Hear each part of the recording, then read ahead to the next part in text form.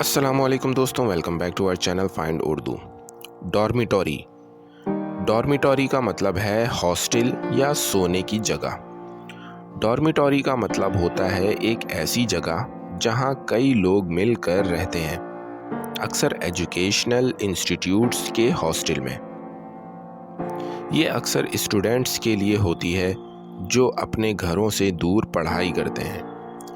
The dormitory was full of students studying late at night.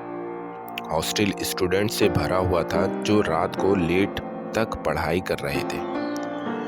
तो दोस्तों, dormitory का मतलब है हॉस्टल या एक शेयर्ड सोने की जगह, अक्सर स्टूडेंट्स के लिए। उम्मीद है अब आपको डॉर्मिटोरी का मतलब समझ में आ गया होगा। मिलते हैं नेक्स्ट वीडियो में। शुक्रिया।